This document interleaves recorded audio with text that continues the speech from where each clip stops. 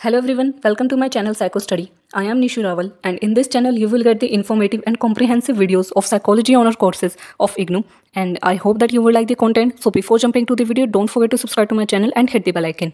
Hello everyone, welcome back to my channel. तो इस video में हम PPCC 108 के क्वेश्चन को स्टार्ट करेंगे काई स्क्वायर। ये क्वेश्चन हर बार एग्जाम में आया हुआ है, तो इस बार भी काफ़ी ज़्यादा चांसेस है कि इस बार भी एग्जाम में आएगा और पूरे 10 मार्क का ये क्वेश्चन होता है काई स्क्वायर। तो इसको हम स्टार्ट करते हैं। ये क्वेश्चन एग्जाम में आया था, कंप्यूट काई square for the following data. आपको इस तरीके से टेबल दी जाएगी जो कि 2x2 कंटीजेंसी टेबल है, जिसको आपको सोल्व करना है। इसको हम step by step, step 1, step 2 और स्टेप 3, टोटल 3 स्टेप्स में हम इसको कवर करेंगे पूरे क्वेश्चन को। और आपको पॉइंट्स बना करके, ठीक है, स्टेप्स में ही आंसर लिखना है कि आपको सीधे बस टेबल देखते उसको अप्लाई नहीं कर देना, सीधा फॉर्मूला अप्लाई करके स्टार्ट नहीं करना है, आपको स्टेप्स में आंसर लिखना है। और ये जो क्वेश्चन था ये 2022 में आया था एग्जाम में और हम बुक के ही मेथड से इसको सॉल्व करेंगे। तो स्टार्ट करते हैं। सबसे पहले हम लिखेंगे सोल्यूशन। सोल्यूशन के बाद हमारा स्टेप 1 आएगा कि हमें प्रिपेयर करनी है 2x2 कंटीजेंसी टेबल। जो हमारे पास टेबल है उसी के लिए हमें दोबारा से एक टेबल तैयार करनी है और आपने अगर ये टेबल अच्छे से बना ली तो आपका पूरा जो क्वेश्चन होगा वो अच्छे से सॉल्व हो जाएगा, पूरा न्यूमेरिकल सॉल्व हो जाएगा। तो आपको ऐसे 2x2 कंटीजेंसी टेबल बनानी है। जैसे आपके पास टेबल है एज इट इज़ आपको कॉपी करनी है और थोड़ी सी साइड में जगह देनी है।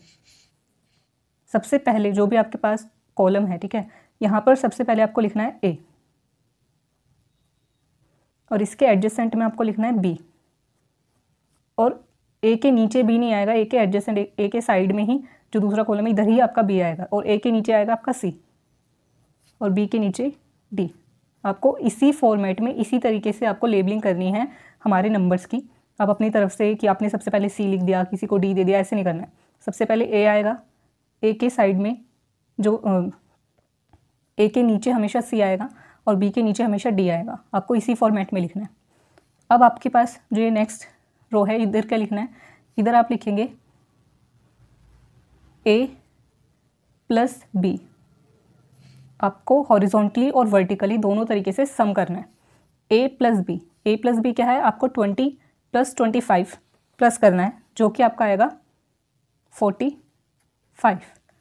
फिर आपको C plus D, C plus D आपको करना है 16 + 14 आपका प्लस करके आएगा 30। फिर ये आपने हॉरिजॉन्टली आपने समीशन कर दिया। अब आपको वर्टिकल करना है। वर्टिकल क्या है, ए और सी, तो आपको ए प्लस सी करना है। ए प्लस सी क्या आएगा आपका 36। फिर आपका B plus D, B plus D आपका है 25 + 14 जो कि आएगा 39। आप एग्जाम में कैलकुलेटर यूज़ कर सकते हो, तो कैलकुलेटर से आपको सारा समीशन करनी है। अब आपको ये जो लास्ट बॉक्स है यहाँ पर आपको टोटल करना है। टोटल कैसे करेंगे, आपका वर्टिकल और हॉरिजॉन्टल जो भी समीशन आएगा वो सेम आना चाहिए। यानी कि 45 + 30 आपका आएगा 75 और 36 + 39 भी आपका आएगा 75। तो यही आना चाहिए। अगर दोनों अलग अलग आ रहे हैं कि एक 70 आ गया, एक 75 आ गया, फिर कुछ और आ गया, अलग अलग आते हैं, तो इट मीन्स कि आपने सम गलत करा है, आपको दोबारा से चेक करना है। दोनों ही सेम आएंगे तो आपका दोनों को प्लस कर आएगा 75। और ये क्या है, A plus B plus C plus D, जिसको कि हम लोग एन से भी डिनोट करते हैं, ठीक है। ये आपका क्या है 75 एन। तो ये हमारी जो पूरी कंटीजेंसी टेबल थी 22 कंटीजेंसी टेबल, ये हमारी तैयार हो गई है। अब इसके बाद आता है हमारा स्टेप 2। स्टेप 2 में हम लोग करेंगे कि फॉर्मूला लिखेंगे, अप्लाइंग द फॉर्मूला। स्टेप 2 है हमारा अप्लाइंग द फॉर्मूला। और इसका फॉर्मूला जो एग्जाम में हमारी जो बुक है उसमें 2 फॉर्मूलाज दिए हुए हैं, आपको ये वाला फॉर्मूला से सोल्व करना है। फॉर्मूला है काई स्क्वायर, आप काई स्क्वायर को एक्स स्क्वायर से डिनोट करेंगे। फिर है एन, एन हमारा 75 था, एन, फिर आपको जो बड़ा ब्रैकेट लगाना है और इसके अंदर आएगा AD - BC bracket close minus n divided by 2 और इस पूरे के डिवाइड में A + B × C + D × A + C × B + D। इनके बीच में मल्टीप्लाई का साइन नहीं है लेकिन ब्रैकेट के अंदर है और जहाँ भी खाली जगह होती है उसे मल्टीप्लाई बोलते हैं। तो इनको हमें मल्टीप्लाई करना है। तो ये हमारा फॉर्मूला है। इस फॉर्मूले को आपको याद रखना है और ये टेबल बनानी है। ये 2 चीज़ें आपको याद रखनी है। बाकी फिर हमारा थर्ड स्टेप आ जाएगा जिसमें हम वैल्यू पुट करेंगे फॉर्मूला में। जो भी नंबर्स लिखे हुए हैं, ठीक है, जो भी वैल्यूज़ हैं उनको हम फॉर्मूला में लिख देंगे और उसे सॉल्व करते जाएंगे और हमारा क्वेश्चन सॉल्व हो जाएगा। ये पूरा 10 मार्क में है और काफ़ी ईजी है, सबसे ईजी क्वेश्चन है ये। तो इसको स्टार्ट करते हैं। अब हम थर्ड स्टेप अपना करेंगे putting values in the formula. अब अगर मैं वैल्यूज़ पुट करूँ फॉर्मूला में तो n है मेरा 75, n मेरा 75 है, 75 ब्रैकेट, इसके अंदर AD minus BC, AD minus BC, AD minus BC क्या है मेरा, A है मेरा 20 इंटू D है मेरा 14 माइनस B है मेरा 25 इंटू C है 16 माइनस n डिवाइडेड बाई 2 यानी कि 75 डिवाइडेड बाई 2 और इस पूरे का होल स्क्वायर। मतलब पहले हमें ये जो बड़ा ब्रैकेट है पूरा अंदर सॉल्व करना है, फिर जो लास्ट में हमारा प्रोडक्ट आएगा उसका मुझे स्क्वायर करना है। और नीचे है a प्लस बी। अब a प्लस बी की वैल्यू हमारे पास ऊपर लिखी हुई है, जो हमने टेबल बनाई थी उसी में से हमें लिख लेनी है। a प्लस बी है मेरा 45 इंटू सी प्लस डी है मेरा 30 into a plus C 36 into B plus D है 39। तो ये मैंने वैल्यू पुट कर लिया। अब इसको स्टेप बाय स्टेप छोटे छोटे स्टेप्स में इसको सॉल्व करते जाएंगे। अब इसमें जो नेक्स्ट स्टेप हमारा होगा हम इसको सॉल्व करते जाएंगे। 75 20 इंटू 14, 20 इंटू 14 होगा हमारा 280 माइनस 25 इंटू 6 है हमारा 400 माइनस 75 डिवाइडेड बाई 2 आएगा 37.5 होल स्क्वायर।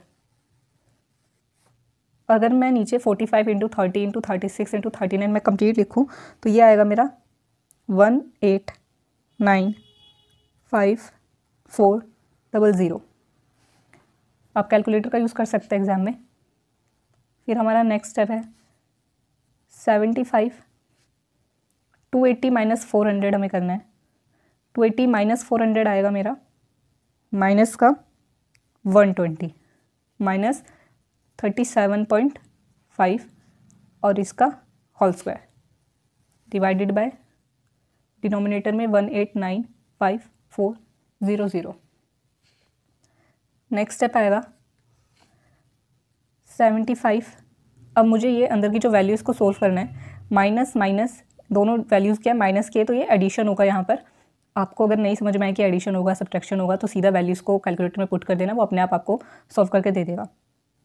तो इस तो 120 माइनस 120 माइनस 37.5 आएगा हमारा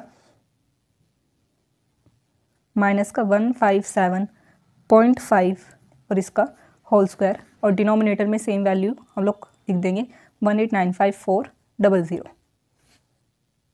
नेक्स्ट स्टेप आएगा इसमें। अब मुझे माइनस 157.5 का होल स्क्वायर करना है। आप कैलकुलेटर से करके सीधा वैल्यू इधर लिख सकते हैं और जब हम इसका स्क्वायर करेंगे तो माइनस माइनस प्लस हो जाएगा, तो लास्ट में वैल्यू आपकी प्लस में ही आने वाली है। और ये आएगा आपका 24806.25 और डिनोमिनेटर में सेम वैल्यू 1895400। नेक्स्ट स्टेप हमारा आएगा। अब मुझे 75 को इस पूरी वैल्यूज़ के साथ मल्टीप्लिकेशन करनी है। आपको सिंपल मल्टीप्लिकेशन करते जाना है और लास्ट में मेरी जो वैल्यू आएगी वो आएगी ये 1816046.8.75 और डिनोमिनेटर में सेम 1895400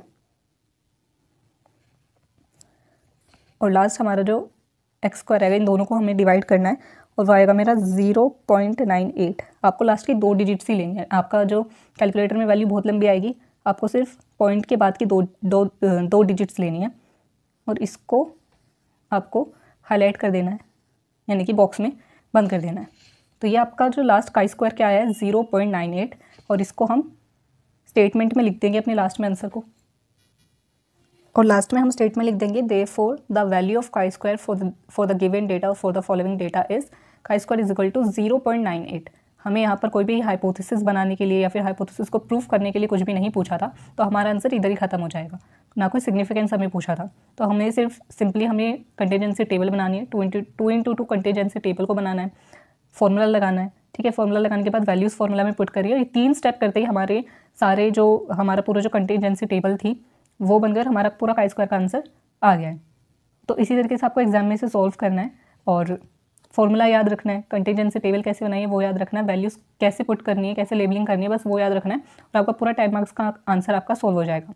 अगर आपका आंसर लास्ट में गलत भी आता है बट आप स्टेप बाय स्टेप्स कर रहे हो, ठीक है, आपने कंटीजेंसी टेबल सही बनाई है, फॉर्मूला को अच्छे से हाईलाइट कर रहे हो, उसको अच्छे से लिखा है, फॉर्मूला ज़रूर लिखना है और उसके बाद आपने सॉल्व करा है, अगर लास्ट में थोड़ी बहुत गलती भी हो जाती है तो उसके बाद भी आपको 10 में से 8 या फिर 7 मार्क्स तो मिल ही जाएंगे क्योंकि आपने बहुत ही सिस्टमैटिक वे में सारा आंसर लिखा है।